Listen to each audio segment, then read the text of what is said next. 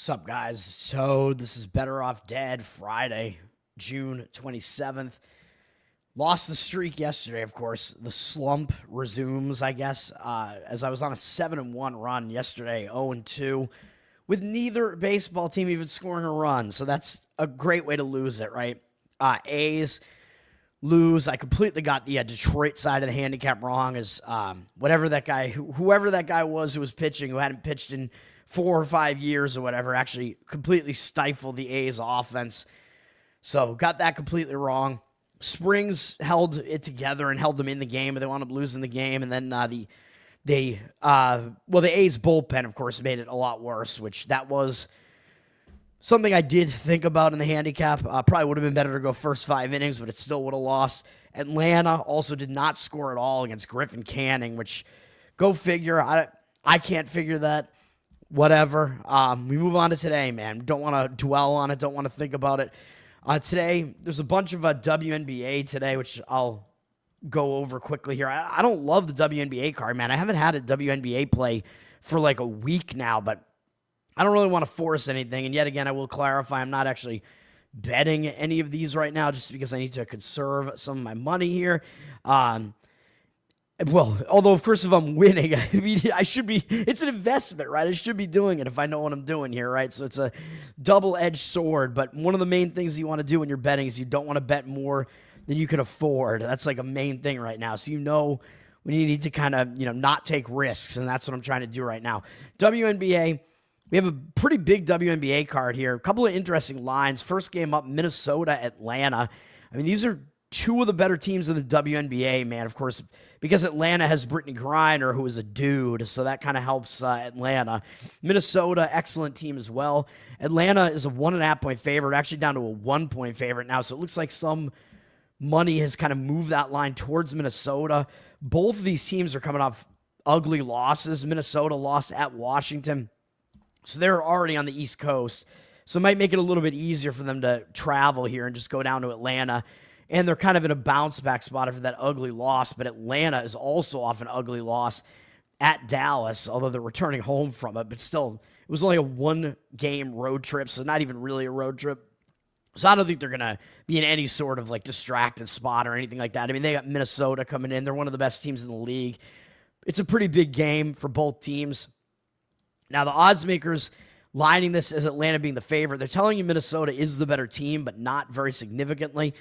As Atlanta probably gets a few points for home court, or at least a couple points, and the line is not quite the full home court advantage, but seeing them as a favorite in general might kind of throw some public bettors off, because it's like, well, wait a minute, why is Atlanta the favorite when Minnesota has the better record? Minnesota only has 2 losses, yeah.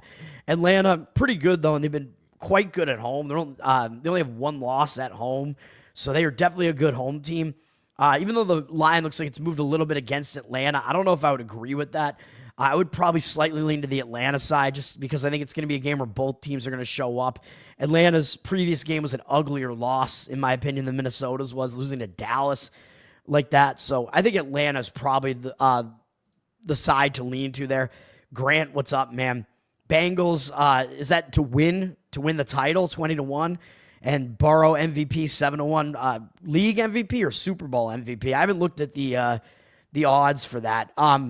Generally, I mean, I did have an NFL season win total show, and if you saw that, I did lean to the Bengals going over their win total because I think they're going to be a little bit overlooked because their season was bad last year. Bad, but I mean, they were right there, right at the end of the season. If they hadn't lost that opening game of the season to the New England Patriots, they would have made the playoffs, and that was a game they just were totally distracted by like off-season issues and stuff and getting back into form. So that one game basically kept the Bengals out of the playoffs. I think the Bengals will be good again. It's just that their defense is a huge problem. So are they equipped to actually win the Super Bowl? I would say probably not, although I think they will be in the playoffs. They also have a difficult division, though, remember. JR, what's up, man? Except for Cleveland. Cleveland sucks. Nate, what's up, man? NHL is the draft tonight. Yeah, I don't know what goes on in the NHL draft, man. I pay almost no attention to it. I watched a little bit of the NBA draft. NHL personnel stuff is kind of like beyond me, man. Indiana at Dallas in the WNBA here is a hyped up game because it's Caitlin Clark against Paige Bueckers. And of course, we know that was the Final Four matchup in college basketball 2 years ago. And I believe Caitlin Clark won that game, right? I believe Iowa beat UConn and then lost to South Carolina in the final. Is that right? If I remember correctly, I think that's correct. So this is kind of a rematch there. So maybe a little bit of a revenge angle for Dallas with Bueckers there to get back against Caitlin Clark. The problem is, I don't think Caitlin Clark is playing in this game because she's listed as a game time decision, but this line was 7.5 at one point. Now it's down to like 2.5. Looks like the opener was 4 here, and now it's down to 3, 2.5. Dallas, they're still not a very good team, man, even though they've been winning a little bit more recently. They're not going to be lined like that if Caitlin Clark is playing, I would not think. Indiana is still a significantly better team than Dallas, so I think Caitlin Clark is not playing based on this line. If the line does move up, that would indicate that Caitlin Clark is playing. You can see here ESPN had the opener at 7.5. Now it's 2.5. Caitlin Clark listed as a game time decision, but I really think that line is indicating she's not going to play. If it is determined that she is going to play, I think you're going to see that line go up. So you have to kind of predict, do you think she's going to play or not? So this is a big time question mark here. So I don't want to get involved in this game. If both players were playing, I would probably lean to grabbing Dallas plus the points. Indiana is on a back-to-back as well, but they had a bad game yesterday, which Caitlin Clark missed that game, I believe. They lost by 10 to the LA Sparks at home. Not a good game for Indiana. So in a way, it is a bounce-back spot, but they have no rest, and they have to travel from Indiana to Dallas. So there are some positives and some negatives here for Indiana. It's not an injured player spot for Indiana with Caitlin Clark out because, of course, that only applies to the first game. As I always say, the first game that star player is out, the team will have a tendency to step up their game, and you get better value on that team, so all of that comes into play. But then after that first game, the angle doesn't really apply anymore after that first game, and then you actually want to fade the team when Caitlin Clark comes back. So that's what I would be looking for here. So if Caitlin Clark is going to come back in this game, although I know she only missed like 1 or 2 games, and the team is still used to having her there, so it probably won't be a big like chemistry issue, but she wasn't playing that well the last couple of games before she got hurt. So if it's announced she's coming back, this line is going to go way up again. I would take the points with Dallas in that case and go with that little bit of revenge angle there. Although Dallas is coming off a big upset win over Atlanta, but I don't think they're going to overlook Indiana, man. So that's kind of the thing there. I don't think they'll be in a huge letdown spot, really. Tough game to gauge, though. WNBA basketball UFC crossover. Yeah, we should. WNBA is. We got a lot of chick fighting going on in WNBA, man. Let's keep it up. Let's have Sophie Cunningham getting involved in more of that because she's hot. Good by Bengals standards or NFL standards. Both, I guess. I mean, I think the Bengals will be a competitive team. I mean, they have been for the last few years. They still have all of their offensive weapons there, so it's not like they're going to be bad. I just don't think that their defense is going to be good enough to win a championship. All right. Chicago at Golden State. This is a weird one, too. Golden State up from 8.5 to 9.5. When would Golden State, who's an expansion team this year, they're a 9.5-point favorite?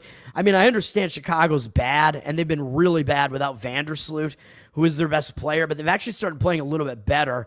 And Golden State's coming off a real close call against the Liberty, who is one of the best teams in the league. So the fact that Golden State's coming off a big game like that where they almost beat the Liberty, I think Golden State's in kind of a hangover spot here, man. When you play an all-out game like that against one of the top teams in the league and you almost win the game, that's going to put you in a bad spot in the next game. They were 9.5-point underdogs in that one. The Liberty basically, the main reason for their struggles in this one is because they lost the turnover battle at home. Or no, excuse me, Golden State lost the turnover battle. What am I saying? My mistake. So I don't know where I was gonna go with that. The Liberty did have a really bad shooting performance in the game, though 36.1% from the field. So that is part of the reason why what happened in that game happened, although they still escaped with the win. But it was a pretty bad performance from the Liberty. Golden State almost got that win, which would have been a huge win. Meanwhile, Chicago, they're coming in off a win that broke a losing streak for them. So I think that's helpful. They beat the LA Sparks. That's going to break some losing momentum for them. Yeah, it was an upset, but it was a more mild upset of about 5.5. I think LA was maybe getting some players back in that game or something, which is why the line shifted like it did. I don't even know, but Chicago is actually starting to play a little bit better offensively. Angel Reese is actually starting to put up some point totals. So this is probably the best lean in the WNBA today. I would grab the points with Chicago in this game. I don't think I'm going to elevate it to giving it out as a play on the show, but that's the closest that I have in the WNBA. I would grab the points with Chicago. Golden State, again, coming off that really tough performance where they almost pulled off a massive upset in Chicago, breaking their losing momentum there. The Liberty are playing at Phoenix, and this is one of the most confounding lines here. As we see, Phoenix has gone from a 2-point dog to a 1-point favorite here. So Phoenix is actually favored against the Liberty, which if the public sees this, they're going to come in and look at this and probably think, well, I kind of want to take the Liberty, right? Because they're basically seen as, they're the returning champs. They're still seen as like one of the best teams in the league. Phoenix, I was saying that they're not as good as their record looks, but they were missing some players early on. They're starting to get these players back, and maybe I'm wrong about that. Phoenix, I don't know the WNBA well enough. Maybe Phoenix is better than we think that they are, to the point where they're actually only a 1.5 point. They're a 1.5 point favorite here, although at home, so they're not getting full home court advantage here. The other thing is that Jones is out for the Liberty, and she is one of their starters. She's one of their better players. So Jones is out, so keeping that in mind, I think she wasn't really playing particularly well. I think she was hurt, and now she's I think she was playing hurt, and now she's out with that injury. So that is part of the reason why this line is where it is, because we can look at where the Mercury played the Liberty earlier this year, and I believe the Liberty, or that wasn't that long ago. Phoenix beat them actually 2 games ago. What am I saying? So Phoenix pulled off an 11-point upset. So the Liberty were an 11-point favorite, 11.5-point favorite at home in this game. So there must be some other personnel changes here, because how do you go from being an 11.5-point favorite to a 1-point dog just by switching venues? It doesn't make any sense. So in a way, I think that there is some value maybe to be had on the side of the Liberty in this game, because again, even though the line looks misleading with Phoenix being a favorite at home, the team's records are actually fairly even, and the fact that the Liberty lost this game to Phoenix at home as 11.5-point favorites a couple games ago, I think the Liberty are going to be in a road revenge spot where a lot of times when a team loses to a team on their own floor and then they go out and they face that team in quick succession on the road, it's like a zigzag spot where that team shows up in the next game. And again, I do think you're getting some line value. You get the Liberty as an underdog here, even though the public might think that as well. I think that that's the way to look at this game. This was the game I was thinking of. The Liberty had 20 turnovers in this game, just an atrocious amount of turnovers. And that was a lot of the reason for why they lost this game, although they did lose the rebounding battle as well. But that turnover margin was insane. For a home team to do that, it's not very likely. So I would actually probably lean to the Liberty, even though the money looks like it's coming in against that on Phoenix. I don't really love that. Phoenix coming off another blowout win over Chicago. They're returning home from a 4-game road trip, which is about as long as you're ever going to see in the WNBA. So it might be a little bit of a difficult spot for them as well, returning home from a road trip, having had a great road trip, but they won every single game. So, yeah, it would be Liberty or a pass for me in this game. Liberty, again, they also just escaped with that win over Golden State. So, man, I'm kind of thinking about maybe this one might even be stronger than the other one I gave out on the other lean that I said I had against Golden State on whoever the hell they're playing, Chicago. I do kind of like the Liberty in this spot, man. I just don't really want to go against what the market read looks like right now. We'll stay away because the Liberty are playing a 3rd straight road game, which isn't really that easy. But again, they just escaped in that last game, man. So, yeah, I mean, my lean would be to the Liberty in that one. Nate, that's right. New York, Sharia with their new Muslim mayor there. And then Connecticut is at Seattle. I mean, Connecticut's the worst team in the league, hands down. Seattle's up from 18 and 19.5. This is a mismatch. I mean, there's not a whole lot to say about that, but do you want to lay the points with Seattle when the line is that big? I don't know. Seattle's coming up that loss to Indiana. I said that I leaned Indiana in that game on the show, so that was actually correct. But now Seattle, after that loss, it did break their losing momentum, but Seattle was coming off a big win over the Liberty the game before that, which is why I said I thought they were in a letdown spot. So now I think they're kind of more in a bounce-back spot here, and they'll probably take care of business here against Connecticut, but will they actually win by 20 points? That's a different story. Connecticut's been getting absolutely annihilated in a lot of their games. I mean, they've lost 7 in a row, coming off losing by whatever that is, 26 points to Vegas on the road. Third straight road game is kind of a spot where they might be a little bit embarrassed, but it is a third straight road game too, so it's not really an easy spot for Connecticut. But I don't want to keep talking about WNBA forever here. Let's get to baseball. I have 3 baseball plays here today. Some extra angles that might work today as well. So Mets and Pittsburgh. This is one of those angles. The Mets played yesterday and Pittsburgh did not. And the Mets won and beat me, unfortunately. And the Mets used a lot of their bullpen. So even though the Mets have the better bullpen over Pittsburgh, Pittsburgh's bullpen sucks. The Mets played yesterday, so the rest advantage is definitely on the side of Pittsburgh here. The Mets now having to go to Pittsburgh, although then again, the Mets are starting a road trip, so a lot of times you are focused when you start a road trip, but again, the Mets played yesterday, so they're a little bit burned out. It was a big divisional series against Atlanta where they lost the first 2 and won the last 2, I believe. So the Mets are coming off a huge series as well, so they could be in a bit of a letdown spot. Pittsburgh is actually returning home from a road trip, but it was only a road trip that took them to Milwaukee, but that is a big divisional series for Pittsburgh where they won the first game, and then they had a close game and lost the Paul Skeens game in the last game up against Mizurowski, who looks really good. Pittsburgh, so they're not exactly in a spot where I really want to recommend them as a play, but I am still going to lean to Pittsburgh in this game because it's not really a long road trip. They did have the day off yesterday, so I do think Pittsburgh, because they have the rest advantage here, and I think the Mets are in more of a letdown spot than Pittsburgh is in a hangover spot here, coming off that big series against Atlanta. I also don't love David Peterson, although I know he's pitching effectively for the Mets here. 2.98 ERA, 1.24 whip. He's been a little bit more beatable on the road with a 3.86 road ERA. He's not really in good form, though, the last couple of starts. He's walked 3 apiece in each of his last 2 starts.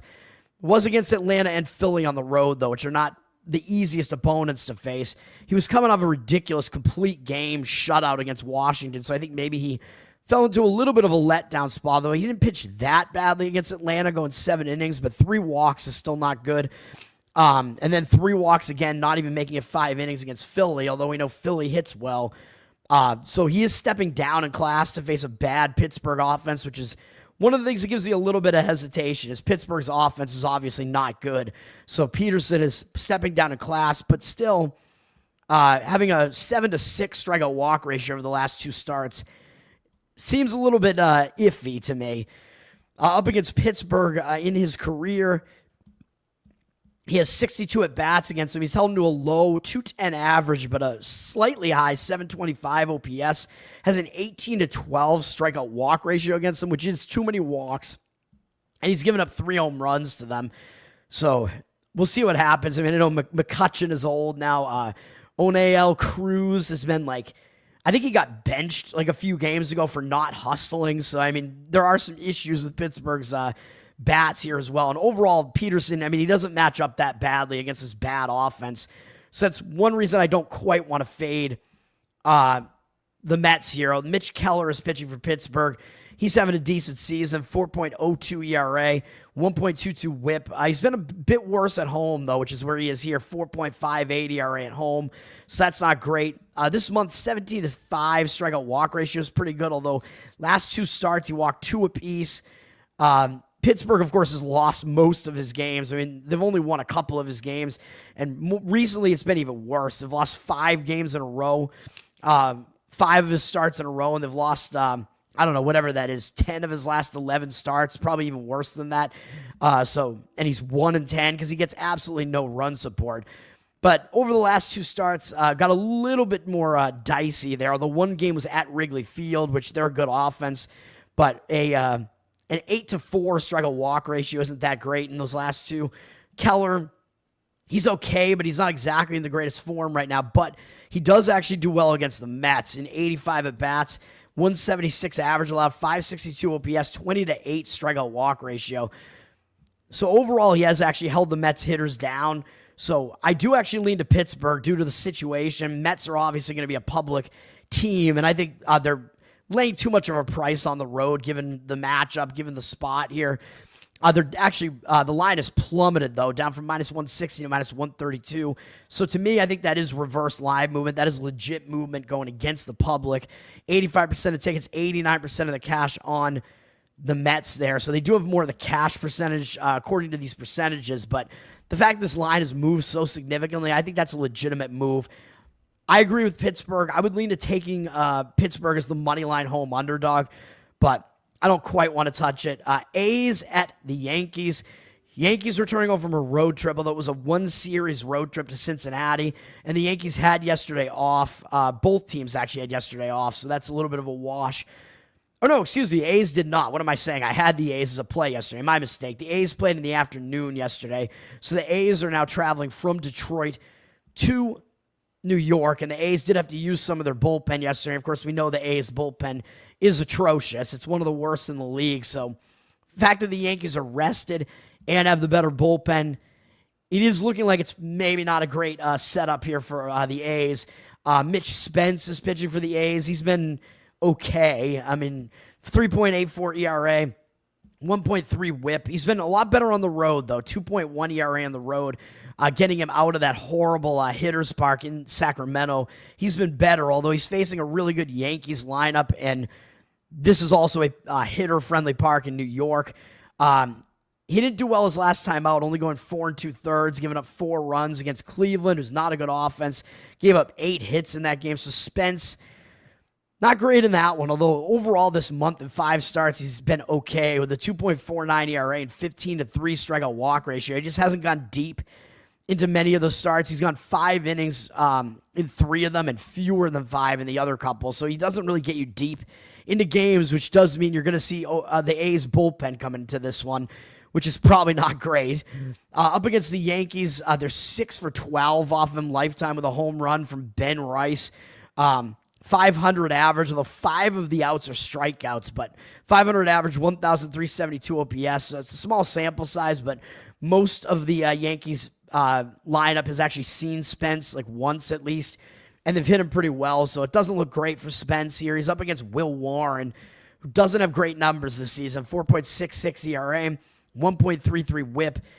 His ERA is actually better at home, though, 3.79. He's been better in Yankee Stadium, and he's pitching fairly well this month. 3.47 ERA, 27-7 strikeout walk ratio.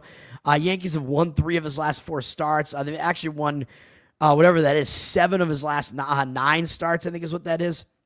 So the Yankees have actually been winning his games. He's only allowed more than 4 earned runs, or more than 3 earned runs, I guess we could say, twice going all the way back to the start of May, so that's not too bad either. The start that he did really bad, he got wrecked by the Dodgers, and we know the Dodgers are really good. So in this case, he's facing a weaker offense than that. Last 2 starts, he had 17 strikeouts and 2 walks. Went at least 6 innings in both of them. So he is in pretty decent form right now. And against the A's, what do we have? 20 at-bats. They have a 200 average against him and 488 OPS. So Warren has definitely held them down. So I think given all that, probably the Yankees are the right side in this one. But, of course, you're always paying a tax for the Yankees. They're up from -210 to -247 here. 95% of tickets, 99% of the cash. I mean, that's ridiculous. They are obviously going to be really public. I don't think you can lay a money line like this.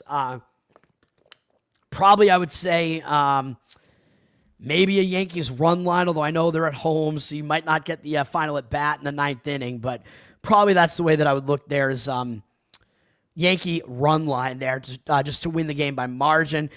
Next up, I'm going to give out a play on Tampa-Baltimore under the total, which I think this total is too high at 9. I know a lot of times when the books throw out a number at 9, it's like, well, they're telling you they think it's going to be higher scoring, but I'm not so sure about that. It looks like more juice has come in on the under 9. It's like teetering towards 8.5. If you can get it under 9, that is what you want because 9 is a key number because it breaks the 4-4 tie in baseball. So you want to get it under 9 if you can. I would pay maybe up to about -120 to get that. 59% of tickets, 88% of the cash on the over. I'm not really sure that I buy that, though.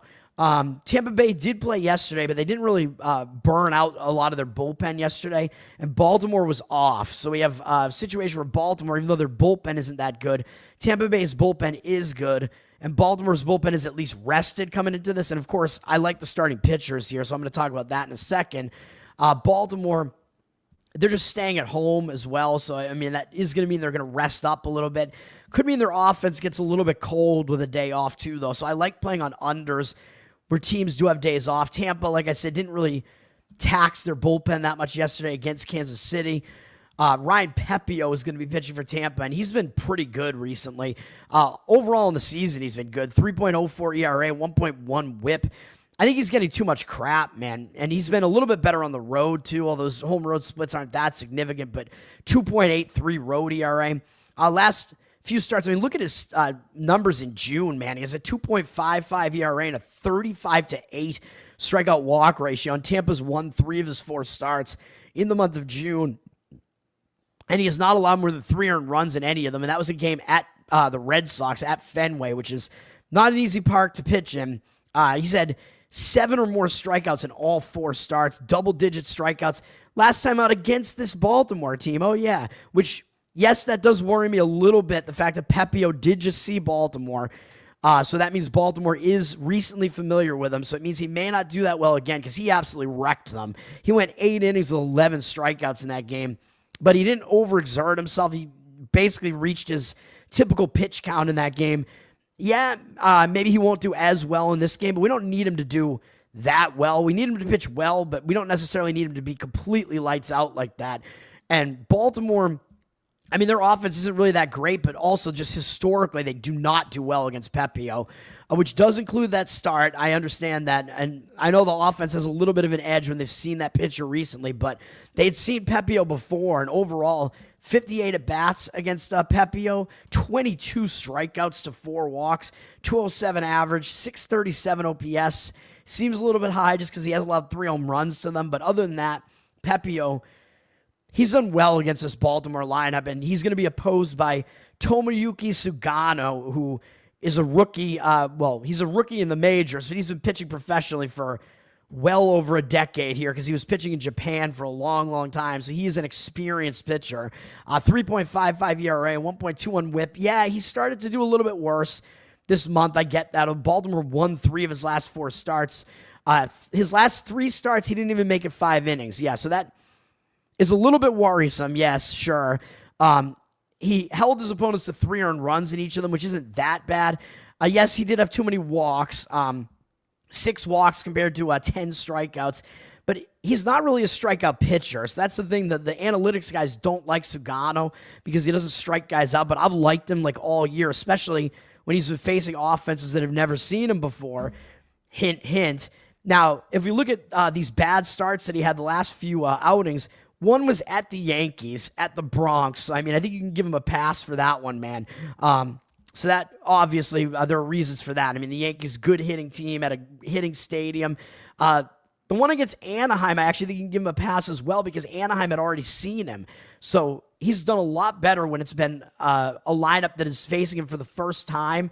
They struggled to figure him out, and he did really well the first time out against Anaheim. But then after they'd seen him once already, they did better against him the next time. So that's kind of explainable as well. And then the other start he did bad and was at the A's. I mean, that's a terrible stadium for pitchers to pitch at the A's, man, in that ridiculous Sacramento AAA stadium. So I think you can kind of put an asterisk next to all 3 of those starts there. And before that, he pitched pretty well in Seattle. So I think we might see Sugano do a little bit better here again. He still has only allowed more than 3 earned runs once all season. Still has a pretty low walk rate this season, even though his strikeout rate's not high. So, I mean, I like what we're getting out of Sugano. And then, of course, as I was hinting at, Tampa Bay has never faced him before. So I think he has a little bit of an extra edge facing a lineup that is an okay lineup, but they have not seen him before. So I like both starting pitchers here. Under is going to be the recommended play in that game in Tampa-Baltimore, even though the odds makers are kind of telling you they think the game's going to be a little bit higher scoring, but I don't really think so. And this is not at Steinbrenner Field either, which is a hitter-friendly spring training stadium that Tampa Bay plays in. This is going to be at Baltimore, so under is the recommendation there. Yankees changing their name to Al-Qaeda's, yeah, because they are, well, I mean, they are still Yankees, though. It's just that the Yankees are voting for these types of people. Minnesota at Detroit's going to be a difficult one to handicap, although we can say that Detroit played yesterday. They used a decent amount of their bullpen because Enns, the guy whose name I forgot, beat me. I did not see that coming, where Enns went 5 shutout innings yesterday. Didn't think that was going to happen, but Detroit did use a lot of their bullpen yesterday. So even though Detroit's bullpen is good, they are kind of unrested here, but we don't know who Minnesota is even going to start in this game. Minnesota did not play yesterday. Minnesota's been, they were on a rough stretch, but then they beat Seattle twice, and now they're starting a road trip. So Minnesota does have momentum and rest here. When a team starts a road trip and they're doing it with momentum, a lot of times that momentum will carry out until the road trip. And obviously, I mean, they're facing Detroit, so you know Minnesota's going to be focused to face Detroit, who's one of the top teams in the league and the top team in their division. It's just hard to handicap because we don't know who Minnesota's starting pitcher is going to be. Sawyer Gibson-Long is pitching for is pitching for Detroit here. 4.58 ERA this season doesn't look that great, but a 1.08 whip is pretty good.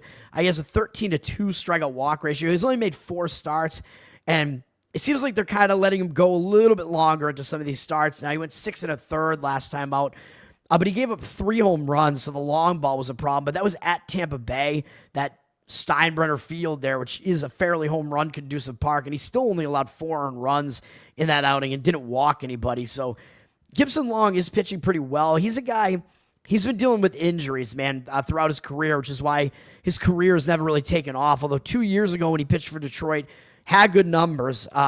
So we could get something out of him as the season progresses. I don't know what we're going to get out of him in this specific game, though. Up against Minnesota, they've never actually even seen him before. So Gibson-Long might actually do okay in this game. I just don't really expect him to go more than maybe like 5 innings. So you are going to get Detroit's bullpen in this game, and they are a little bit unrested going up against a rested Minnesota bullpen. Although Minnesota's bullpen has definitely been struggling recently, so they are the worst of the 2 bullpens, but them getting rest might help a little bit. So this is a tough game to gauge, man. It is very tough to gauge this game. Detroit is down from -130 to -121, so it looks like some money has come in fading Detroit here. And situationally, yeah, I kind of agree with that because, again, Minnesota starting a road trip and having a day off, whereas Detroit did not, does put Minnesota in the better spot, so I probably agree with leaning that way. But again, I want to see who Minnesota is starting. San Diego at Cincinnati. Cincinnati staying at home. Both teams had yesterday off, I believe. San Diego is starting a road trip with a little bit of momentum. So again, could be a bit of a focus spot for San Diego there because when you start a road trip again, you tend to be a little bit more focused. So, and that rest is probably necessary because San Diego does have a pretty good bullpen, but they were getting used quite a bit. So that rest is probably going to be helpful. San Diego has the better bullpen, and I believe they have the better of the starting pitching matchup here with Dylan Cease on the mound, although he's been mediocre this year. 4.43 ERA, 1.29 whip. Not great numbers, and he has been pretty bad on the road, so that is one thing to worry about here. 6.26 road ERA. He has pretty significant home road splits when he's pitching away from that pitcher-friendly San Diego stadium there. He's not doing that well. This month, really high strikeout rate, 31 strikeouts in 23 2/3 innings, but 12 walks as well. So he's been getting strikeouts, but he's also been wild. 3.8 ERA this month. This is in 4 starts, which not terrible, especially considering he faced the Dodgers twice, and they got to him the second time he faced them, but of course they had just seen him. So that gave the Dodgers a little bit of an extra edge that time. Cease up against Cincinnati specifically actually doesn't have good numbers, although only 3 of their hitters have ever seen him before, and they're 5 for 14 off him. 357 average, 899 OPS, but Gavin Lux has 4 of those 5 hits, so really it's one guy doing a lot of that damage, so Cease might not do that bad in this game, but he is bad on the road again. Cincinnati does have a home run friendly park here, hitter-friendly park, so Cease might actually struggle. It's difficult to gauge this game, man, which is why I don't really want to play it. And then Nick Martinez is the slated starter for the Reds, but they basically turned him into an opener, man. He's got a 4.4 ERA, 1.23 whip this season. Been a little bit better at home, 3.89 home ERA, but he's started making these short stints, man, as he pitched on the 19th, the 21st, and the 23rd, going 2 2/3, 2 innings and 1 inning, although he had pretty much clean sheets in the last 2 outings. But he's basically going with an opener now. I guess he came out of the bullpen in that game against the Yankees because he got a hold in that game. So I don't know what they're going to do with Martinez here, man, because he was starting. He was getting a starter's workload all the way up until June 19th. Well, maybe even in that game, I think he probably started the game too, and he got obliterated by Minnesota. So then it looks like in the next 2 games, they didn't give him a starter's workload anymore. So I don't know what they're planning on doing with Martinez here, but with having the day off yesterday, they might only let him go a couple innings again here and then turn it over to the bullpen. So it's difficult to gauge what Cincinnati is even going to do, man. I mean, this is the new Major League Baseball. You have to try to figure out how long these starting pitchers are even going to go into these games. Whereas before it was always like, yeah, we know the starter's going to go like basically as long as they can before they throw too many pitchers or start getting lit up. So difficult to gauge this, man. Up against San Diego, Martinez has not done well. In 70 at-bats, they have a 343 average and 927 OPS off him. Bogart's 5 for 13, so there's some player prop potential there with a home run and a walk. Machado, 4 for 11 with 4 doubles, 3 RBIs. So a couple of these guys hit him pretty well, man. Martinez doesn't look like it lines up very well, especially if he's going to be only in the game for a little bit as well. He might not do well even in that span, and then they turn it over to the bullpen. Might get even worse, but then looking at what the market is doing, the market is actually indicating on the Reds. I don't get it at all, man.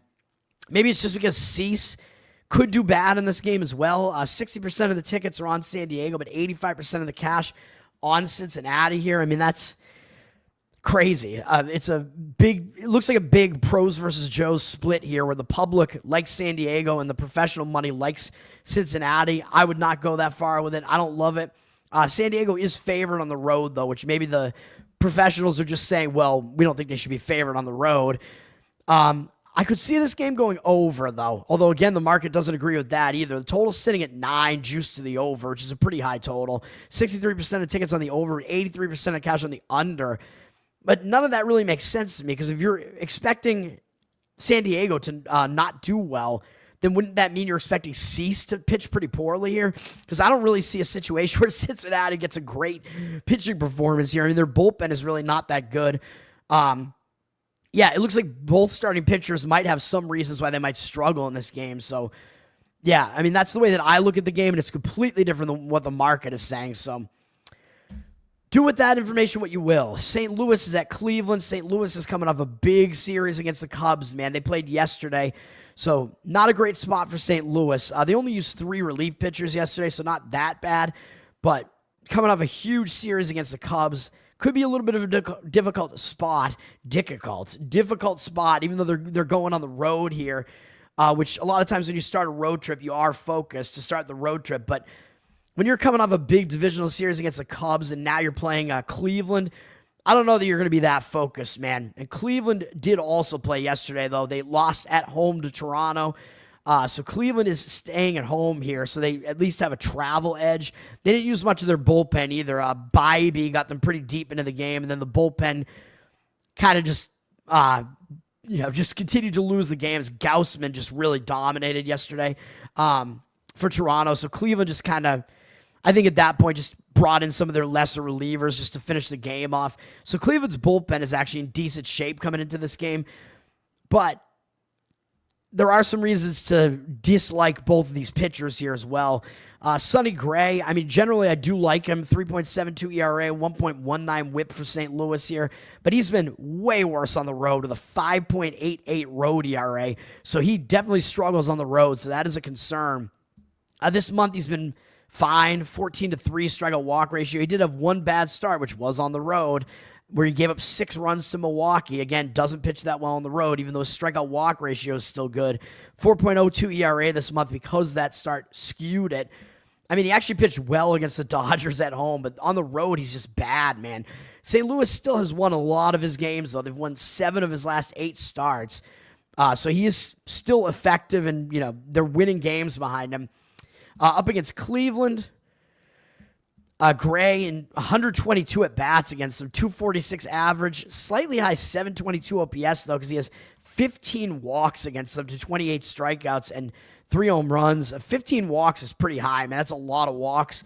So some of these guys are fairly familiar with him, although he, for the most part, he does okay against Cleveland, though. So I don't know. It's a little bit iffy for Sonny Gray, though. And he's up against Luis Ortiz, who I think is the worst of the two pitchers. 4.3 ERA, 1.41 whip. I mean, that is a bad whip. You can't put 1.5 guys on base per inning and get away with it. Although he's been better at home, 3 ERA. So the home road splits look a lot worse for Sonny Gray than they do for Ortiz. And Ortiz is actually coming off a 10 strikeout shutout performance at the A's Stadium, which is actually pretty impressive. Although overall this month he has been walking too many guys, 27-11 strikeout walk ratio, nice high strikeout rate, but too many walks. Kind of hilarious that he allowed 3 home runs this month and didn't allow any in that A's hitter-friendly park. So he's kind of a mystery, really. 4.03 ERA this month. I mean, pretty mediocre. Up against St. Louis in his career. They've seen some of him because he was on the Pirates for a while, so he was in their division.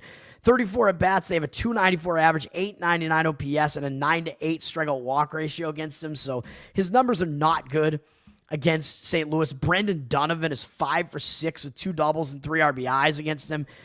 So again, maybe some player prop potential there. Hits plus runs plus RBIs.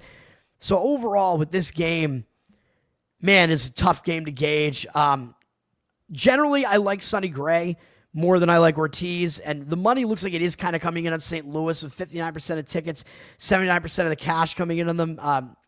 Gray or St. Louis down from -120 to -119, but it does look like the money is coming in on their side. But I would probably lean to the over in this game. It's up from 8 to 8.5 here, although we see 59% of tickets on the over, 78% of the cash on the under. But a move from 8 juice to the over to 8.5 juice to the over, to me, seems like a fairly significant move. So I think the money might actually be coming in on the over. And again, Sonny Gray struggles on the road. Ortiz, even though he's better at home, his numbers are not good against St. Louis. And I just don't generally like him. So I could see this game going over. And again, both teams did play yesterday, so the bullpens are not in the most rested form here. So could be an over game there. That might be the best lean in that game. Don't want to play it, though. Toronto at Boston, my Red Sox. I mean, this is just not good for the Red Sox, man. They keep losing close games. They actually have a positive run differential on the season, yet losing record, which doesn't usually happen. And they just got swept by a team that has a ridiculous lose. Like, I think the Red Sox are like +10 in run differential or something around there. And Anaheim's like -40 something in run differential, and yet Anaheim just swept them. It's ridiculous. So Anaheim is a lot worse than the record looks. Red Sox are better than the record looks, at least according to that. But anyway, Toronto played yesterday. As we said, they beat Cleveland, but they pretty much saved their whole bullpen because Gaussman almost went the full, complete game there for them. So Toronto's bullpen is rested here. Red Sox are returning from the Pacific Coast. So that's not a great spot for the Red Sox here. So even though Toronto played yesterday, I still don't think the rest advantage is very strong for the Red Sox because, again, they were just on the road for 3 series on the Pacific Coast, and now returning home from that, it's usually a distraction spot, man. When you return home from a road trip, you got to get your family affairs back in order. You got to get back to home life. It can be a distraction, and I think that's the spot the Red Sox are in. So I think the spot is actually better for Toronto, even though they played yesterday. Jose Barrios is pitching for Toronto, 3.51 ERA, 1.24 whip. He's been pretty consistent for them. You pretty much know what you're going to get. Home road splits are about the same. He's been pitching decently this month with a 2.52 ERA, although a 16-8 strikeout walk ratio isn't that great. Not a really high strikeout rate, but Toronto has won 3 of his 4 appearances, and the one bad start that he made was facing Philadelphia for a second time in an 11-day span, so Philadelphia had kind of figured him out the next time, and it was on the road, so you can kind of explain why he did poorly in that game. Barrios, yeah, the Red Sox are familiar with him, but the Red Sox tend to struggle against Barrios. In 93 at-bats, he has a 27-2 strikeout walk ratio against them, 226 average against, and 640 OPS. So Barrios has basically mowed down the entire Red Sox lineup except for Jarren Duran, who's 10 for 21 with 5 doubles and 3 home runs against him. So if you want player props, Duran specifically wrecks Barrios, and the rest of the Red Sox lineup does absolutely nothing against him. And it was the case, I actually saw the Red Sox go up against Barrios when I went last year. I went to a game and Barrios pitched well, and Jarren Duran hit a home run in that game, and the Red Sox lost. So Maybe it's going to be more of the same here. Brian Bayo is pitching for the Red Sox. I still don't trust this guy, even though he's been pitching a little bit better. 3.31 ERA looks good, but a 1.41 whip is still way too high. Home road splits are not really that significant. But this month, he actually has been pretty good with a 2.49 ERA and 22-7 strikeout walk ratio. So he actually has been pitching better. He actually hasn't allowed more than 3 earned runs in a start going all the way back to May 18th against Atlanta. Actually did well against the Yankees in this recent stretch as well. Though the Red Sox have lost 4 of his last 5 starts and 6 of his last 8. So the Red Sox don't do that well behind him. He still does put too many guys on base. And against Toronto, he does not have good numbers. In 94 career bats, a 319 average, allowed an 883 OPS, 24-8 strikeout walk ratio. So Bayo does not have the matchup edge in this game. So I probably lean to Toronto slightly in this game. But again, the market is saying fuck you to me and disagreeing with me completely. So I'm not giving this out as a play, but 54% of tickets are on Toronto. 87% of the cash on the Red Sox are up from -110 to -116. I think maybe it's just because Toronto played yesterday. I don't really understand, man, because I think Barrios has the upper hand here. Toronto has a better bullpen, and they really didn't use any of it yesterday. So Toronto has those advantages there. The matchup looks like it definitely favors Barrios here. Toronto, yeah, I mean, I don't know what else to say about it, but yeah, I don't really see why the market is doing that, other than the fact that maybe the professionals are starting to actually buy into Bayo a little bit, and I don't know, man. Your guess is as good as mine, pretty much, on that one. Or maybe they just think the Red Sox are a better team than their record indicates. I don't get it. Don't understand it. Philadelphia is at Atlanta here. Both teams played yesterday. Philadelphia just got swept by Houston, so they're probably going to be fine with getting out of there and going somewhere else. Going out to Atlanta here. Atlanta is returning home from a road trip, and they just had a big series against the Mets. So I do think Atlanta's in a worse spot here.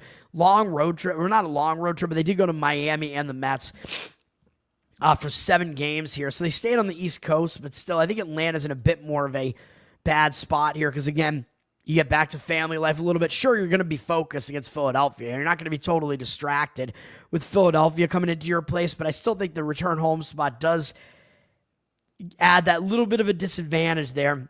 A little bit of a letdown spot coming up, or hangover spot coming up, that series against the Mets. Philadelphia might be a little bit more pissed coming off getting swept in an extremely low-scoring series against Houston. Philadelphia's bats might finally do something in this game. We have a high total here. Mlb is pitching for Philly. I've tried to ride him a couple of times here, not in the gay way, but I've tried to play on his... I've tried to play on the Phillies with him starting a couple of times, and I think I was right once and wrong once. He's been pretty good, though, in his rookie season. 3.47 ERA, 1.16 whip. I know some of the analytics guys don't love his analytics. He's actually been better on the road, too, with a 1.74 ERA on the road this year in 2 starts. His last start was his worst one, where he only went 3 innings, gave up 4 home runs in that game against the Mets, but maybe that was a little bit of a fluke, man. But again, the analytics guys worry about him because he's given up hard contact. He's allowed 7 home runs this month, and he was in 2 specific starts, so they were both at home, though, against the Cubs and the Mets. And we know both of those teams can hit. The Braves can hit as well, but they're not as good of an offense as those 2 teams. So I think he is actually stepping down in class a little bit. Overall, he has an 18-4 strikeout walk ratio, which isn't that bad. He's just giving up too much hard contact, man. So he's got to try to limit that. But, of course, the Braves have never seen him before. So when you have a guy that does have decent stuff and he's been better on the road, Abel might have a little bit of an advantage in this one, man. Although Philadelphia's bullpen is not very good. Atlanta's bullpen, not great, but a little bit better than Philadelphia. So I do think Atlanta does have a little bit of a bullpen edge, but I don't think they have the starting pitching edge. Bryce Elder is pitching for Atlanta. He's not great. 4.77 ERA, 1.33 whip. He's been a little bit better at home with a 4.4 ERA, but still not terrific. This month, he has a 5.32 ERA, even though his 22-7 strikeout walk ratio doesn't look that bad. He had one start where he blew away San Francisco with 12 strikeouts, and his other 3 starts have not been very good, going 5 1/3 innings or fewer and allowing 3 earned runs or more in all of them.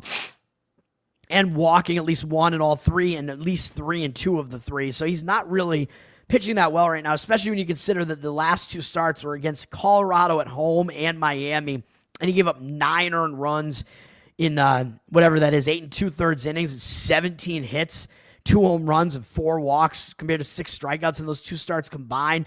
That's not a good sign.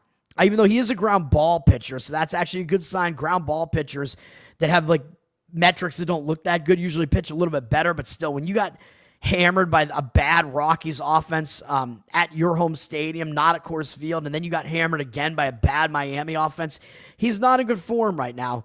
Up against, they are facing Philly, right? 40 at-bats against Philly. He has a 9-6 strikeout walk ratio. It's not that good. He's allowed 3 home runs, but all of them are Castellanos, who's 3 for 6 with 3 home runs, so player prop alert there.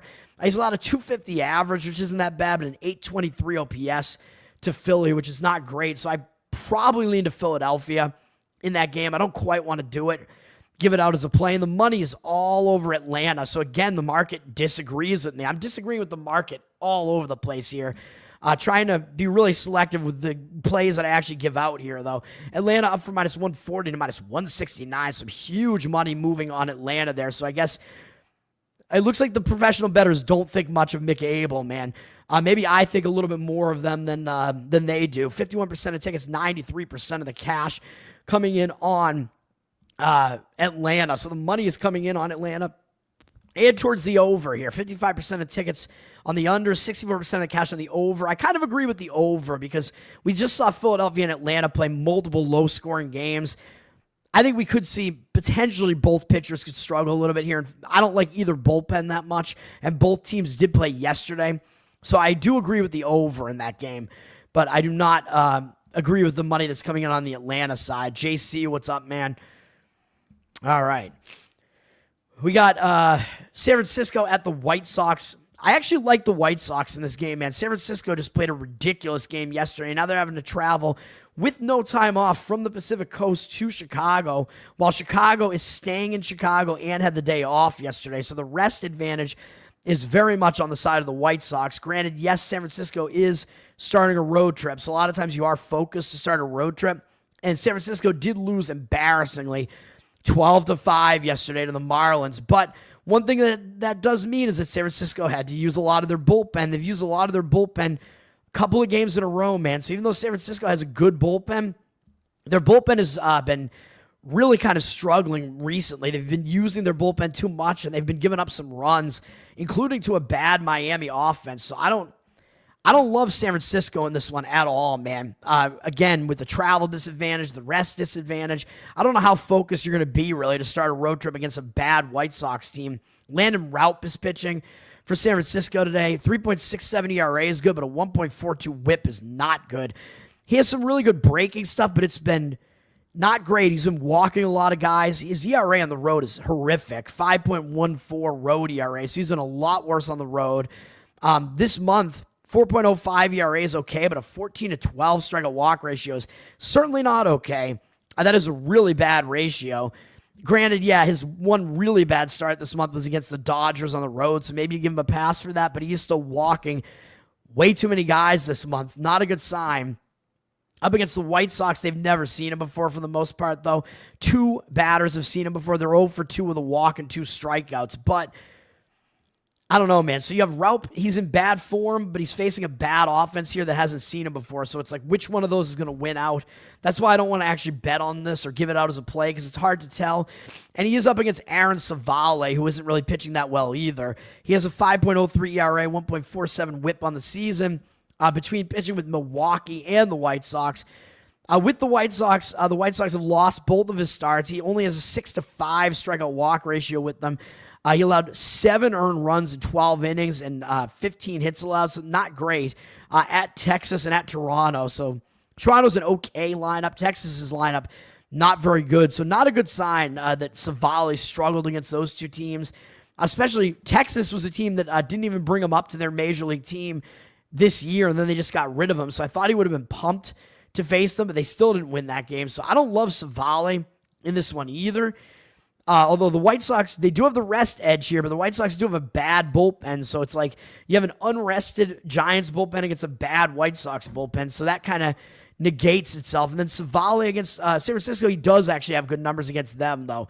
36 at bats, 9-5, strikeout walk ratio is not that good. But Devers does have 3 of the walks, 167 average, 574 OPS. So Savali actually does have good numbers against the Giants specifically. I do think that's still the way to lean, though, given how the situation lines up. San Francisco is very public, 91% of tickets, only 83% of the cash, and the line is moving against them, down from minus 155 to minus 147. So, yeah, I would lean to to the White Sox in that game. I would grab the White Sox. Andrew, what's up, man? I would, grab the White Sox as a home underdog in that one. Probably just full game, just given the situation there. That is the way that I would look there. And remember, San Francisco's offense has been pretty bad for a while, for the most part. So you're probably looking at, they're an offense that doesn't have that much of an advantage over a bad White Sox offense. Seattle at Texas. This is a game I'm going to recommend to play on, and that's under the total, 7.5. I found 7.5 at minus 110 at MGM, man, in Massachusetts. MGM. Hopefully they don't ban me just for even saying this, but MGM seems to lag behind some of the other Massachusetts books where the money looked like it was coming in on the under and driving this thing down, and I definitely agree with the under here, obviously. Money is coming in on Seattle as well, but I'm focused on the total here. It's gone down from 8 juice to the under, 7.5 juice to the under. Now with 69% of tickets on the under and 96% of the cash on the under, so the money looks like it's agreeing with me. I obviously agree with that. Money coming in on Seattle as well, 67% of the cash with 59% of tickets on Texas. So the public kind of likes Texas here. But the line is flipped from plus 102 to minus 111 on the Seattle side.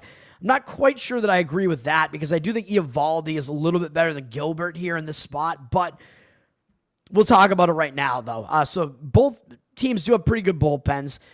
Seattle played yesterday, which maybe is a little bit of a concern, but it was a blowout game. So Seattle actually did not really tax their bullpen yesterday. Hancock did okay in the game, but then got popped. And then they just I think they just let it happen, and then they only used 2 other relievers. So Seattle didn't really use their best relievers yesterday. Texas didn't even play yesterday. So we have 2 decent bullpens that are decently rested coming into this game. So that's a good way to start. Logan Gilbert pitching for Seattle here. He has a 3.12 ERA and 0.89 whip this year, which is good. Yeah, the one thing that's a little bit worrisome is that he's bad on the road. 5.59 road ERA. I get that. He's not been good on the road, but, I mean, you look at some of his road starts here. He's only had 2 all season, and one of them was his last outing against the Cubs, where he still had a 6-0 strikeout walk ratio, gave up 3 home runs, and still held them to 4 runs. So I wouldn't even actually say that was that bad of a start. So we're looking at a small sample size for him on the road, as most of his starts have come at home, and he is facing the lesser offense. He faced Toronto, didn't do that well in that game. He still had a high strikeout rate, 9-2 strikeout walk ratio in that game against Toronto, and still limited them to 2 runs and 4 2/3. So he was escaping, limiting the damage in those 2 starts. But Toronto, Chicago Cubs, they're both better offenses than Texas. He faced Texas already, so yeah, Texas is recently familiar with him, but they're already familiar with him. He did well against them for the most part. 5 innings, 1 earned run, 7 strikeouts, 1 walk. I think he might do well again here, man. I think his road ERA, there's not a whole lot that you can take away from that. Against Texas, he has nice numbers. Huge sample size. So even though they're really familiar with him, they have not done well against him. 167 at bats, 47-14 strikeout walk ratio. So yeah, the walk number's a little bit high, but he's held him to a 168 average and 555 OPS. So I think that Gilbert does match up well here, and he's going up against Eovaldi, who is coming off the DL. He has not pitched for a month, exactly a month. His last appearance was May 27th against Toronto, and he got knocked out of the game. But Eovaldi has been excellent this year. He's allowed more than 2 earned runs once all season, has a 1.56 ERA and 0.81 whip.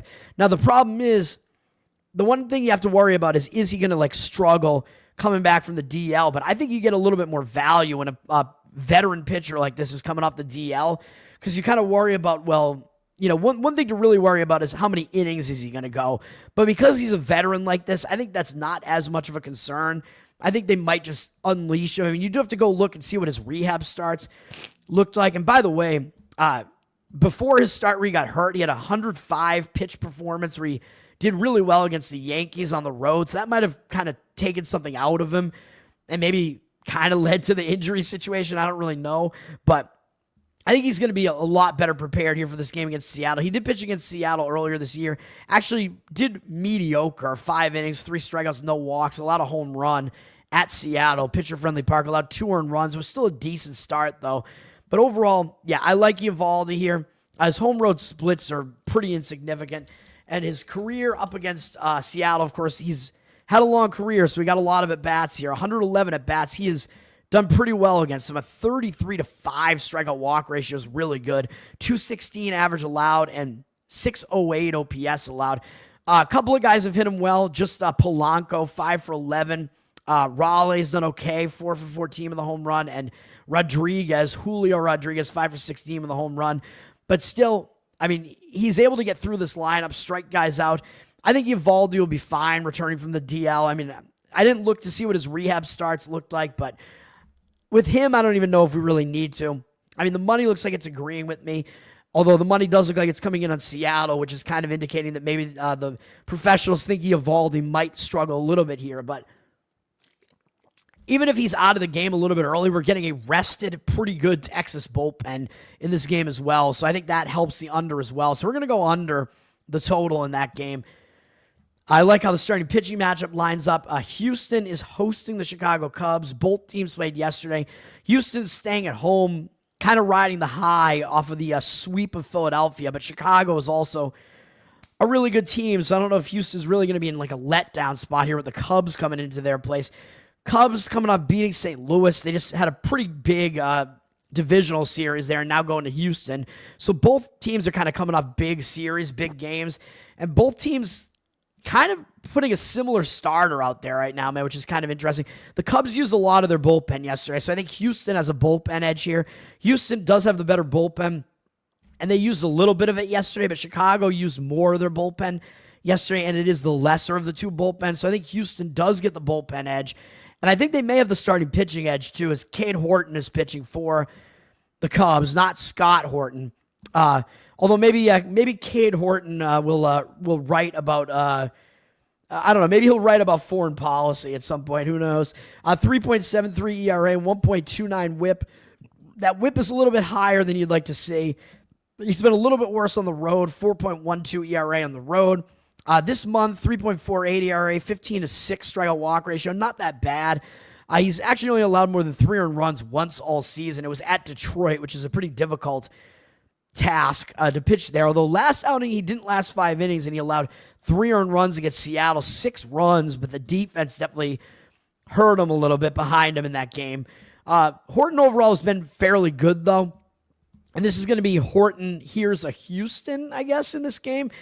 Houston has never actually faced him before, so Horton might have a little bit of an edge there with the fact that the Astros have never faced him before. Astros have Brandon Walter pitching, and he's been surprisingly good this year. 3.8 ERA, 1.1 whip.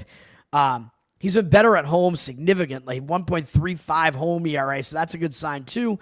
Last outing, he gave up 7 runs at Anaheim, which is kind of ridiculous.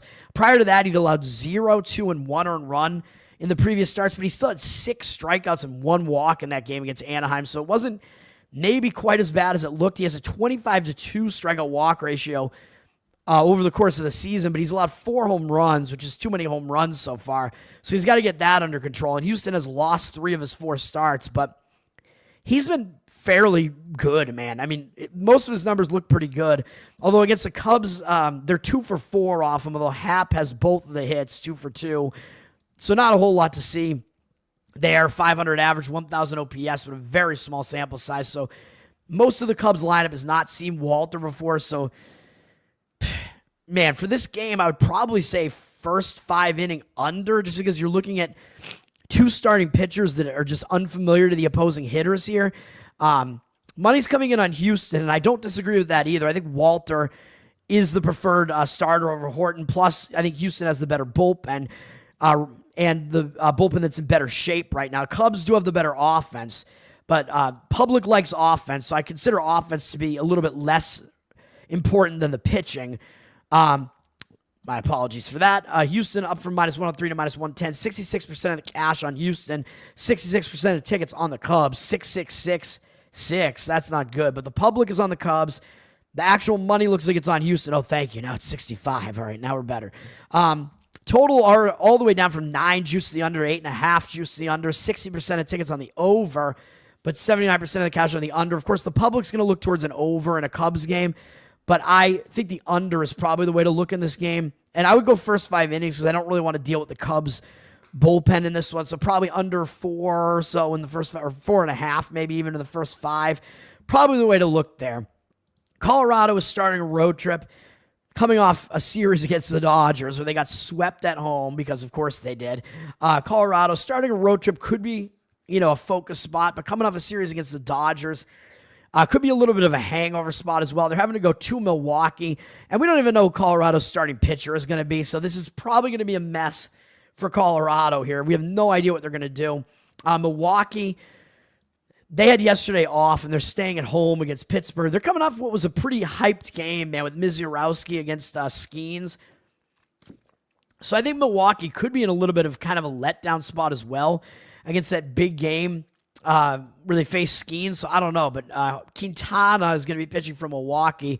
His 2.98 ERA looks really good, but a 1.4 whip tells you a different story. He has not been keeping guys off the bases, and he has a bad 5.85 ERA at home, so he's been a lot worse at home. This month, 3.54 ERA looks good, but he's walked more batters than he's struck out. Even though Milwaukee, has won 3 of his 4 starts this month, including against Philadelphia and San Diego. He has 14 walks and 12 strikeouts. That is not a good sign. You can't keep getting away with walking that many guys, man. 14 walks in 20 and a third innings, plus 20 hits on top of that. I don't know how he keeps escaping. He gave up 5 runs against St. Louis, but somehow escaped in the other games against Minnesota, San Diego, and Philly. I don't get it. I think Quintana is going to regress a little bit. Up against the Rockies, though, specifically, he has good numbers. I mean, this is a bad offense he's facing. 67 at-bats, 164 average, 597 OPS. 15 strikeouts to 8 walks, but 7 of the walks are Arcia. So the walks haven't been that bad against Colorado. So I think Quintana at least does have a decent matchup here. So I'm not sure that I expect him to do really poorly in this game specifically. Milwaukee is, of course, a big favorite, down from -225 to -210. Of course, you're going to always pay a price to fade Colorado because they're so bad. I wouldn't do it, though, in this game. I don't really want any part of Quintana with how he's been pitching, but he does match up well, at least, against Colorado. So probably, I guess the way that I would see this is maybe, well, I don't even know, man. I don't even know if I want to go with Milwaukee over their team total because they hit worse at home. They're coming off that big game where they face Paul Skeens, and we don't even know who Colorado's pitcher is going to be, so I don't even know if I want to do that either. So, yeah, it's going to be a total stay away. I don't even know if I really have a lean in that one. Dodgers are going to Kansas City, and this is my final play I'm going to give out. This is one that people are not going to like, and that is Kansas City money line. I mean, nobody's going to want to do this, man. Royals have been playing bad baseball. They can't score. We know this. I mean, their offense is bad. But I think this sets up actually pretty nicely for Kansas City here, man, even though I know we're jumping in front of a losing streak here in Kansas City, a losing train. They've lost 5 games in a row, but before that, they'd won 4 games in a row. And yeah, I know before that, they lost a bunch of games in a row. They were a very streaky team. Got to try to decide, when is that streak going to end? Maybe it'll be now, man, after a terrible series against Tampa Bay. They're staying at home, so, I mean, you don't want to sit around and wallow in it, so it'd be better if they went on the road, but still, you got totally embarrassed. You scored 1 run in an entire series, and you haven't scored for 3 days now. They got shut out 2 games in a row. I think that's going to spark something, man, spark some focus here. So I think a change of opponent, I think, is going to help here for the Royals. I think they may be able to bust that streak here, man. I think it's a bad spot for the Dodgers. I mean, yeah, they're coming off sweeping Colorado. Like, who cares? But they are coming in down out of elevation to face Kansas City off of a divisional series. I don't really know that Kansas City is going to draw that much focus from the Dodgers here. And Kansas City, even though they played yesterday, they used a little bit of their bullpen, but I think more of the bullpen got used by the Dodgers here. So the Dodgers did have to use some of their high leverage relief pitchers here to finish the game off yesterday. Only winning 3-1 yesterday. It was a good start for Clayton Kershaw, so it's good to see that he looks like he's bouncing back here. But we don't have Clayton Kershaw on the mound here, man. We have Dustin May, who's nowhere near as good. And what we're looking at here, at least, is that what I'm about to say is that Kansas City has the better starting pitcher here. They have the better bullpen. The bullpen's a little bit better off after yesterday because they lost again, so they didn't really use some of their high leverage arms yesterday. Yes, the Dodgers have the way better offense, but again, the offense is, I think, the thing that's the most fadeable, and that's the thing that the public is going to be on the most. If you want to look at the what the market is doing here, I mean, you have a very public 76% of the tickets on the Dodgers and only 59% of the cash. With reverse line movement down from -150 to -145, it almost looks like a cheap price, right? Like this Dodgers team, it's one of the best teams in baseball. They're really hot right now, facing this Royals team that can't score and can't win. Who in their right mind is going to play on Kansas City here? Well, as I like to say, I'm not in my right mind. Kansas City, I think, is a strong play here. I mean, I know I mentioned these other underdogs, ugly underdogs that I like today in Pittsburgh and the White Sox. I think Kansas City is the best of the three because their starting pitcher is actually good. Dustin May, I don't think is good for the Dodgers. 4.46 ERA, 1.32 WHIP, not great. He's been significantly worse on the road, 5.94 road ERA, so that's not a great sign. This month, he has a 5.09 ERA and a 14-12 strikeout walk ratio, so that's not a good sign either. He's been giving it up this month, man. He's been walking a lot of guys, putting a lot of guys on base. 12 walks plus 23 hits in 23 innings. You can't keep getting away with that, man. So he is not in good form right now. So the splits don't look good for May. Recent form doesn't look good. I know the Royals haven't seen him before, so maybe the Royals will struggle a little bit early on to get to him. I do worry about that a little bit, but Kana has faced him 8 times and is 3 for 8 off him, which is pretty good. May, I mean, he could still struggle just because he's not really that good of a pitcher. So I know Royals have really, really a bad offense, and I know they're going up against a pitcher that they've never seen before, but I think May is the much worse of the two. And of course, we have a pitcher the Dodgers have never seen before with Noah Cameron, and he is way better than Dustin May. Cameron having a really nice rookie season so far, 2.08 ERA, 0.97 WHIP. Yeah, he's been a little bit worse at home, 3.09 ERA, but that's still not really bad. I mean, he's been pretty good overall. His one bad start was against the Yankees, and I know the Dodgers are one of the teams that can hit as well as the Yankees can, but he still had 6 strikeouts, 1 walk in that game, and he gave up 2 home runs against the Yankees, so he's still, in a way, kind of limited the damage. And yes, I know Kansas City has lost almost all of his games. They've lost 6 out of his 8 games because Kansas City can't hit at all. I get that, but I think this might be the game where they do it, man. Of course, the Dodgers have never seen Cameron before. Overall this season, 34-15 strikeout walk ratio. Pretty good. I mean, his strikeout rate's not high. Doesn't strike out a lot of guys, but he does not put a lot of guys on base. Well below 1 hit per inning. 31 hits in 47 2/3 innings pitched. 18-7 strikeout walk ratio this month. I mean, I worried a little bit that he walked 3 guys in the last outing at San Diego, but he still only allowed 2 runs. I mean, you can give him a pass maybe for one start where he was a little bit wild and not say he's in like terrible form yet or anything. 3.27 ERA this month. So I'm going to do it. I'm going to, well, maybe not do it as far as like actual betting because I don't think I'm going to like risk any of my money right now. Trying to be very risk averse right now, but I think this is a solid play, man, on Kansas City. It's one of those ones, you know me with my contrarianism, absolutely nobody's going to want to do that. So it looks like an absolutely insane idea to play Kansas City, but you're getting a nice money line price, and like I just explained, I think there are reasons to grab them as a home underdog there. So Kansas City, that's right, Zach, just in time there. Oh, it wasn't letting me bring it up. Score 1 run, baby. Let's go. We're going to need more than 1 run for them probably to beat the Dodgers, but hopefully it happens. We have Washington at Anaheim here. Anaheim just swept the Red Sox, had yesterday off, and now they're staying at home. Washington also had yesterday off, and I believe they are coming in from San Diego, so Washington is already adjusted to the Pacific time zone. Both teams had yesterday off, so... And then we're looking at 2 really, really disgustingly bad bullpens. So both bullpens are terrible. But both teams did have yesterday off, so they're kind of conflicting factors there towards like the over and under there. Because I think when teams have yesterday off, I like to look towards an under. But with terrible bullpens, obviously you want to look towards an over. But does that mean we want to go like first 5 inning under? I'm not sure. I really think so. Jake Irvin is pitching for the Nats. He's okay. 1.23 whip, 4.18 ERA. He's been worse on the road, 4.79 ERA on the road. That's not great. This month, 5.06 ERA, not that good. 19-6 strikeout walk ratio is okay, though. Last outing, he actually did really well against the Dodgers. 7 Ks, no walks. 5 1/3 innings pitched, gave up 2 home runs, but he only allowed those 2 runs, and that was it. So his team actually won behind him against the Dodgers. That's at least a decent sign. He had been pitching a bit better. Like, his team had been winning behind him for a while, and then he hit a rough stretch, but he did face the Cubs, the Mets. I mean, not easy teams to face. So it's kind of hard to gauge what we're going to get out of Irvin here, man. I wouldn't say he's actually in really terrible form. His numbers are okay. He's not good on the road.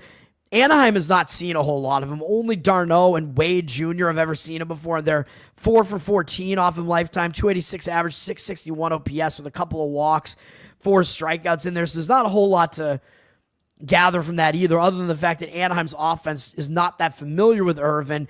Soriano is pitching for Anaheim here, and he has actually been good. Oh, hold on. I usually bring it up in a separate tab. My mistake. Soriano is actually pitching a little bit better right now. His ERA is good on the season, 3.39. 1.42 whip is terrible. He's been worse at home, too, 4.26 ERA at home. So you do have to take all that into account. So both pitchers are on the wrong side of the splits here. But Anaheim has won 3 straight games behind Soriano. He's got at least 6 2/3 in all 3 of those starts. Pitching quite well, and double-digit strikeouts in 2 of them. He has a 28-6 strikeout walk ratio over those 3 starts, including a shutout for 7 innings against the Yankees on the road.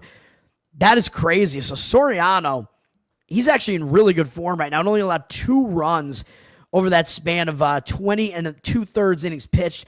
Soriano's in very good form right now over those last 3 starts.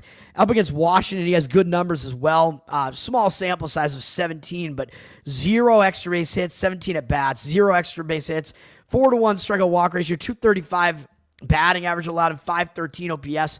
Soriano does have a nice matchup against Washington here, although the money looks like it's against Anaheim here. They're down up from -155 to -157, but 77% of tickets and only 75% of the cash. So a public Anaheim team here.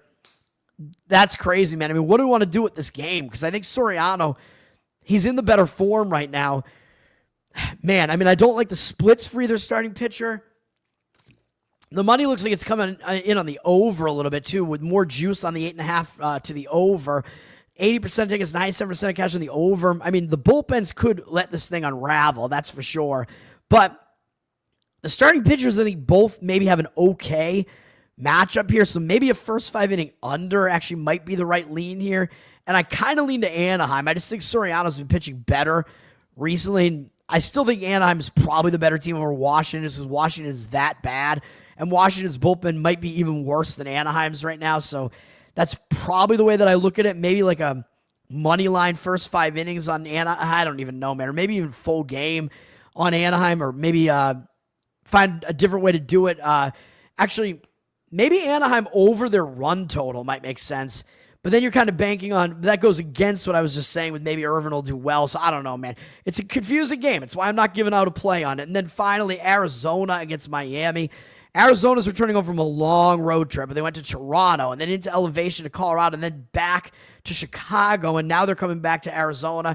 Could be a bad spot for Arizona here, man. Returning from a road trip like that, a long road trip, facing a bad Miami team. Again, you're going to be a little bit distracted, and Miami is already out west. They just swept San Francisco, which is kind of crazy, but they've won 4 games in a row, which is, I mean, they're on a little bit of a hot streak right now, but maybe they look better than they actually are, although Miami does have some undervalued pitchers, in my opinion here, especially Cabrera, and maybe if Alcantara is starting to pitch better again. But I don't know if Yuri Perez is one of those guys or not, and because Miami played yesterday and Arizona did not, Arizona's in a bad spot because they're returning over from a road trip, but Miami did have to use some of their bullpen yesterday. in that win over San Francisco. So Miami is in the more unrested spot, the less rested spot. So that's not great for Miami. So I don't really want to jump in on Miami here. Yuri Perez is pitching. His numbers aren't good this year. 6.17 ERA, 1.63 whip.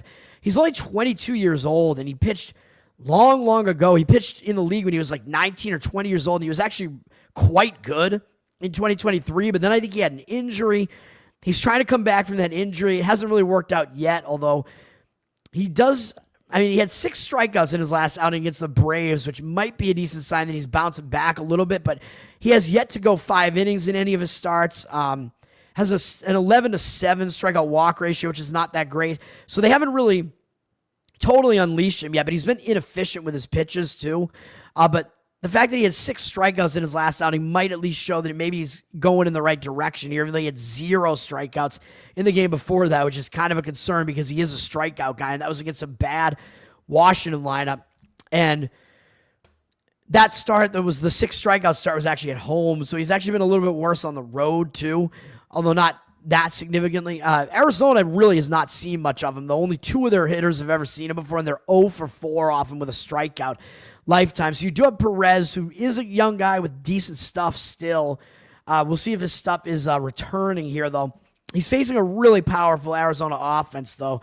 Although Arizona did just lose, I forget his name, one of their best hitters. They lost, I forget his name, one of their rookie hitters here. What was his name? Yeah, Carroll. They lost him, so he broke his wrist, so that's going to impact Arizona's offense a little bit. So tough to gauge what we're going to get here, man. We don't know what form Perez is really in here. He does have the ability to do good stuff if his form from a couple years ago returns, and maybe it will, because it is easier for a guy as young as he is to return from that. But he's up against Merrill Kelly here, who has been doing well this year. 3.39 ERA, 1.05 whip. I feel like this guy just flies under the radar, but he's with Burns on the DL for the rest of the year, which is a huge blow to the Diamondbacks here. Kelly is actually their best pitcher, which is crazy. He's been a little bit better at home, too, with a 3.09 home ERA, and he's pitching well this month, too, in 4 starts. Arizona's won 3 of them. 2.25 ERA, 29-7 strikeout walk ratio, only allowing 6 runs and 18 hits in 24 innings. Not bad. Kelly been pretty decent recently. Yeah. And up against Miami, 19 at bats, small sample size, but he has a 5.1 strikeout walk ratio against them, 2.11 average and 6.71 OPS because he has allowed 1 home run to Jesus Sanchez. But other than that, Kelly does match up well against them. Arizona returning home from a road trip could affect their hitting a little bit. Perez could potentially do something here. I know Arizona's bullpen is bad. Don't want any part of Miami's bullpen either, especially because they're not rested. So I actually think a first 5 inning under might be the way to look in this game. The money's coming in against Arizona, which that might just be because professionals are playing, in the return home spot there for Arizona. It is a bad spot for them. I don't want to quite give that out as a play, though, again, because Miami had to play yesterday. Arizona down from -195 to -176. 89% of tickets, only 87% of the cash. So Arizona, is very public. But it looks like we have pros versus Joes on the total here, where the Joes, the public, are coming in 73% on the over, 73% of tickets, 69% of the cash on the under, and the totals dropped from 9 juice to the under to 8.5 juice to the under, which is a pretty significant move off of a key number of 9 as well. Again, I don't want any part of these bullpens, though, so I would go under first 5 innings in that game and hope that Perez is actually going to do his part, because I think Kelly probably will do his part to keep a bad Miami offense in check. But that's kind of the way that I look. Probably would get under 4.5 in that game. That's going to do it, man. So my plays that I've given out today: under 9 in Tampa Bay, Baltimore. Under 7.5 in Seattle, Texas. Kansas City Royals money line as the home underdog, +130. Let's get it. That's going to do it. Let's bounce back off of yesterday's atrociousness. I'm still up on the year, by the way, if we're tracking all of my bets here. So let's hope that continues. Learn to Toad on Twitter. The Give, Send, Go is still out there, Tower Gang Toad, but it's not getting any more traction. So I think I'm just going to thank everybody. Thank you guys for the support on that. And I'm just going to probably close that out As far as Tower Gang is concerned, I keep repeating myself, but I don't think we know what's going to happen. You can still sub to the Patreon if you want to get all the old stuff, but of course we are not actively putting out new episodes right now. So yeah, I think that's it, man. That's going to do it for now, and I'm hoping to spruce things up here with this channel. Maybe start doing more betting content. I'm going to probably be starting a Patreon that's all things Toad, that will maybe include some extra Bettor Off Dead content. I think it's going to include some ukulele stuff. I'm going to get my ukulele channel going. I got plans, man, so hopefully I'm going to be able to start doing that. For now, this is going to do it. Have a good one, guys. Thanks for hanging out, and peace.